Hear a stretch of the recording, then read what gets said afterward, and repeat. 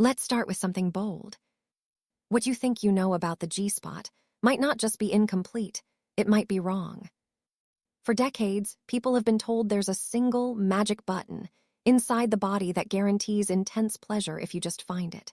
Books, media, and even some professionals have presented it as a universal truth. But here's the reality. Human anatomy, pleasure, and sexual response are far more complex and far more individualized than that simplified story. So today, we're going to break this down scientifically, honestly, and without myths. What if everything you've believed about your body was shaped by half-truths? What if the frustration, confusion, or pressure you felt wasn't because something was wrong with you, but because the information you were given was incomplete? That realization can feel uncomfortable at first, but it's also incredibly freeing. Because the moment you stop chasing myths, you create space to actually understand yourself. For years, people have been taught simplified ideas about pleasure, ideas that suggest there's a single, right way, a specific outcome, or a universal experience everyone should have. But real human biology doesn't work like that. The body is not a machine with one button that works the same way every time. It's a dynamic, responsive system influenced by physical sensation, mental state, emotional comfort, and individual variation. And yet, so many people keep trying to force their experiences to match a narrative that was never accurate to begin with. Think about the pressure that creates. When you believe there's a correct way your body should respond, every moment that doesn't match that expectation feels like failure. You might start questioning yourself, overanalyzing sensations, or even disconnecting from the experience entirely. Instead of being present, you're evaluating. Instead of feeling, you're performing. That's the cost of believing in myths. They pull you out of your own body and into a cycle of doubt. Now imagine the opposite. Imagine letting go of the idea that there's something specific you're supposed to find or achieve. Imagine shifting your focus from "am I doing this right?" to "what actually feels good to me?" That small shift changes everything. It turns pressure into curiosity. It replaces judgment with awareness. And most importantly, it allows you to reconnect with your own natural responses. Understanding your body isn't about memorizing techniques or following rigid rules. It's about paying attention. It's about noticing what creates comfort, what builds tension, what enhances sensation, and what doesn't. It's a process of learning, not performing. And just like any form of learning, it takes patience, openness, and a willingness to question what you thought you knew. Here's something most people don't realize. Confidence doesn't come from getting everything right. It comes from understanding yourself well enough that you're no longer dependent on external validation or outdated ideas. When you truly understand your body, you stop comparing, you stop doubting, and you stop chasing unrealistic standards. You start trusting your own experience. And that trust is powerful. It changes how you think, how you feel, and how you connect. Because once you stop chasing myths, you're no longer trying to fit into someone else's definition of what your body should be. You're discovering what it actually is. What if the biggest mistake you've been making is comparing your experience to someone else's? What if the idea of a perfect way to feel pleasure has been quietly shaping your expectations and limiting your reality? From media to conversations to cultural messaging, there's this subtle but powerful narrative that suggests there's a standard you're supposed to meet. A certain response, a certain timeline, a certain outcome. But here's the truth that changes everything. There is no universal blueprint for pleasure. Every body is wired differently. Nerve sensitivity, anatomy, hormonal influences, past experiences, emotional state. These all play a role in how someone feels and responds. What works intensely for one person might feel neutral or even uncomfortable for another. And that doesn't mean something is wrong. It means something is unique asterisk. Yet so many people fall into the trap of thinking, why don't I feel what others describe? Or why isn't this working the way it's supposed to? That question itself is built on a flawed assumption, that their asterisk is asterisk, a supposed to. Let's challenge that idea directly. Who decided what perfect feels like? Was it science? Not exactly. Was it consistent across all individuals? Definitely not. In reality, much of what people consider normal is based on averages, anecdotes, or even myths that have been repeated so often they sound like facts. And when you internalize those ideas, you start measuring your own experience against something that was never designed to fit you. that's where the real problem begins. Because the moment you start comparing, you disconnect. Instead of tuning into your own sensations, you're mentally checking whether you match a certain expectation. You might rush moments that should unfold naturally. You might ignore what actually feels good because it doesn't align with what you've heard. Or worse, you might start believing that your body is inadequate simply because it doesn't follow a script that isn't even scientifically universal. Now imagine letting all of that go. Imagine removing the idea of perfect entirely and replacing it with something far more powerful, authenticity asterisk. What if your experience, exactly as it is not something to fix, but something to understand? What if the variation you've been questioning is actually the key to discovering what works best for you? When you stop comparing, you start noticing. Subtle sensations become clearer. Your awareness sharpens. You become more present, more responsive, more connected. And instead of chasing a specific outcome, you begin to appreciate the process itself. That shift, from expectation to exploration, is where real satisfaction grows. Here's something most people overlook. Pleasure isn't a performance with a single goal. It's a spectrum. It can be intense or subtle, fast or slow, predictable or surprising. And all of those experiences are valid. There's no ranking system, no better or worse, just different expressions of how your body responds in different moments. And the moment you accept that, something changes internally. The pressure fades. The self-doubt softens. You stop asking, "Am I normal?" and start realizing that normal was never the point. What if the one thing you've been avoiding is actually the one thing that could change everything?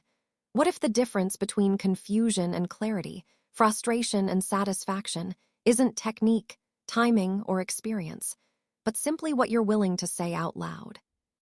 It might feel uncomfortable at first, but here's the reality. Communication isn't optional when it comes to real connection. It's essential. So many people expect their partner to just know what feels good. There's this unspoken belief that if the connection is strong enough, everything should happen naturally, without words. But that idea creates a silent pressure that often leads to disappointment. Because no matter how intuitive someone is, they cannot feel what you feel. They can't read your mind. And when you stay silent, you're expecting them to solve a puzzle without any clues. Think about how that plays out. You might hesitate to speak up because you don't want to seem demanding, awkward, or inexperienced. You might worry about hurting someone's feelings or breaking the moment. So instead, you stay quiet. You go along with things that feel okay instead of guiding toward what feels truly good. And over time, that silence builds a gap between what you experience and what you actually want. Now flip that perspective. What if expressing yourself wasn't something to fear, but something to rely on? What if communication wasn't a disruption, but the very thing that deepens connection? When you start sharing, even in small ways, everything begins to shift. A simple, "that feels good," or a little slower or more like that, can completely change the experience, not just physically, but emotionally. Because communication does more than guide actions. It builds trust. It creates a sense of safety where both people feel more relaxed, more open, and more engaged. And when that safety is present, the body responds differently. Tension decreases. Awareness increases. You're no longer guessing or second-guessing. You're participating actively in your own experience. Here's something important to understand. Communication doesn't have to be perfect or overly detailed. It doesn't require technical language or long explanations. It can be simple, natural, and even nonverbal at times, through reactions, feedback, or gentle direction. What matters is that you're not holding everything in. You're allowing your experience to be seen, heard, and understood. And yes, it might feel unfamiliar at first, especially if you've been conditioned to stay quiet or to prioritize comfort over honesty. But discomfort doesn't mean you're doing something wrong. It often means you're doing something new. And growth always starts there. The more you communicate, the easier it becomes. The awkwardness fades. The confidence builds. And instead of feeling like you're risking something, you start realizing you're gaining something: clarity, connection, and control over your own experience. Because at the end of the day, the strongest connections aren't the ones where everything is assumed. They're the ones where everything can be expressed. What if the reason things don't feel the way you expect is because you're expecting too much in the first place. What if the pressure to get it right is actually the very thing getting in your way? It sounds counterintuitive, but it's true. The more you chase a specific outcome, the harder it becomes to actually experience it. Think about how often people approach intimate experiences with a goal already in mind. There's this internal checklist, this idea that something specific needs to happen within a certain time in a certain way. And without even realizing it, that goal starts to take over. Instead of being present, you're focused on reaching an endpoint. Instead of feeling, you're evaluating. Is this working? Is it happening yet? Am I doing this right?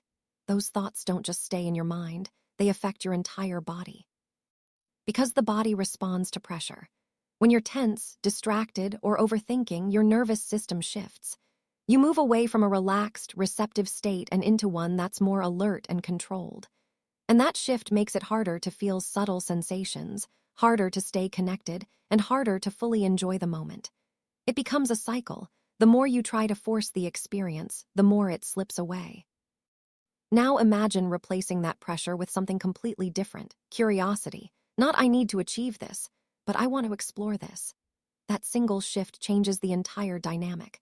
Curiosity has no expectations. It doesn't demand results. It simply invites you to notice, to pay attention, to experience without judgment. And when you approach things that way, your body responds differently. It relaxes. It opens up. It becomes more sensitive, more aware, more engaged. Curiosity allows you to discover what actually works for you, not what you've been told should work. It gives you permission to try different things, to adjust, to learn in real time. And most importantly, it removes the fear of failure. Because when you're exploring, there is no failure, only information. Every experience becomes feedback, not a judgment. Here's the part most people overlook. The best experiences often happen when you stop trying to make them happen. When you're not forcing a result, you're free to fully engage with the process. You notice details you would have otherwise missed. You respond naturally instead of mechanically. You're not rushing toward an outcome, you're allowing the experience to unfold. And that's where things start to feel different. Not because you followed a perfect technique, but because you created the right environment, mentally and physically, for your body to respond. You gave yourself space instead of pressure. You replaced expectation with openness. But this shift isn't always easy. Letting go of expectations can feel uncomfortable, especially if you've been conditioned to measure success in a very specific way. You might catch yourself slipping back into old patterns of thinking, trying to control the experience instead of allowing it. And that's normal. The key isn't to eliminate those thoughts completely. It's to notice them and gently return your focus to the present moment. Because the more you practice curiosity, the more natural it becomes. The need for control fades. The constant self-checking quiets down. And what's left is something far more powerful than any perfect outcome. A genuine, connected, and deeply personal experience. What if the most important part of your experience isn't physical at all? What if the real switch that controls pleasure isn't located in your body, but in your mind? That idea might surprise you, especially when so much attention is placed on technique, anatomy, or specific actions. But here's the truth that often gets overlooked. Your mental state can amplify or completely block what your body feels. Think about this for a moment. Have you ever noticed how the exact same situation can feel completely different depending on your mood? One day you feel relaxed, present, and connected, and everything flows naturally. Another day, even with the same conditions, something feels off. You're distracted, tense, or just not fully there. That difference isn't random. It's your mind influencing your body in real time. The brain plays a central role in how you process sensation. It's constantly interpreting signals, deciding what to focus on, what to ignore, and how to respond. If your mind is calm and engaged, those signals are clearer, stronger, and more enjoyable. But if your mind is busy, filled with stress, anxiety, self-doubt, or even subtle distractions, those same signals can become muted or distorted. Now consider how often people carry mental noise into these moments. Thoughts like, am I doing this right? How do I look? What if this doesn't go well? Might seem small, but they create a background tension that your body can feel. You might not even realize it consciously, but your nervous system does. And when that tension builds, it becomes harder to relax, harder to stay present, and harder to fully experience sensation. This is why relaxation isn't just a nice bonus, it's essential. When you feel safe, comfortable, and at ease, your body shifts into a state where it's more receptive. Your breathing slows down, your muscles release tension, your awareness expands, and suddenly sensations that once felt faint or inconsistent become more noticeable and more enjoyable. But relaxation isn't just physical, it's emotional and psychological too. Feeling comfortable with yourself, free from judgment or pressure, creates a foundation where your body can respond naturally. That means letting go of the need to perform, letting go of expectations, and allowing yourself to simply exist in the moment. Trust also plays a huge role here. Whether it's trust in yourself or trust in a partner, that sense of security directly affects how open and responsive you feel. When trust is present, your mind isn't scanning for problems or anticipating discomfort. It's free to focus on the experience itself, and that freedom changes everything. Here's something powerful to realize. You can't force your body to feel more, but you can create the conditions that allow it to. And those conditions start in your mind. Small shifts, like focusing on your breathing, bringing your attention back to the present moment, or consciously releasing tension, can have a significant impact on how you feel. The more you understand this connection, the more control you gain, not by forcing outcomes, but by shaping the environment in which those outcomes happen. You begin to recognize that your thoughts, your emotions, and your level of comfort aren't separate from your physical experience. They are deeply connected to it. What if the confusion you've been feeling was never a sign that something is wrong, but a sign that you were never given the full picture? What if the frustration, the second-guessing, even the quiet doubts you've had about yourself, all came from trying to live up to expectations that were never designed for you in the first place? That realization can hit hard, but it also opens the door to something much more powerful, taking back control of your own understanding. For a long time, many people have relied on outside sources to define what's normal, what's correct, and what's supposed to happen. Whether it's media, cultural messaging, or even casual conversations, these influences create a framework that shapes how you see yourself. And without even realizing it, you start measuring your own experiences against those standards. When things don't match, confusion sets in. You start wondering if you're missing something, if you're doing something wrong, or if your body just doesn't work the way it should. But here's the truth. Those standards are often incomplete, oversimplified, or just flat-out inaccurate. And when you base your understanding on flawed information, confusion is the natural result, not because of you, but because of what you were taught. Now imagine shifting that power back to yourself. Instead of relying on generalized ideas, you begin to focus on your own experiences, your own responses, your own patterns. You start asking different questions. Not, why am I not like this? But what actually works for me? That shift might seem small, but it changes everything. It moves you from a place of self-doubt to a place of self-discovery. Taking control of your understanding means becoming an active participant instead of a passive observer. It means being willing to question what you've heard, to challenge assumptions, and to seek out accurate, science-based information. It also means giving yourself permission to learn without judgment. Because learning about your body isn't something that happens all at once. It's an ongoing process that evolves over time. And here, where empowerment begins. The more you understand, the less room there is for confusion. The more clarity you have, the less you rely on external validation. You're no longer waiting for someone else to tell you what's right or wrong. You're building your own awareness based on real, personal experience. That awareness brings confidence. Not the kind that comes from trying to be perfect, but the kind that comes from knowing yourself. When you understand your body, your responses, and your needs, you don't feel lost anymore. You don't feel like you're guessing. You feel grounded. You feel in control. And that sense of control doesn't mean rigidity. It means freedom. Freedom from unrealistic expectations. Freedom from comparison. Freedom from the constant question of, is this normal? Because you begin to realize that your experience doesn't need to fit into a narrow definition to be valid. But this shift requires one important thing, a willingness to let go of what you thought you knew. Not everything you've learned is wrong, but not all of it is complete either. And growth happens when you're open to updating your understanding, even if it challenges old beliefs. Because the moment you stop seeing yourself as the problem, you start seeing yourself as the source of the solution.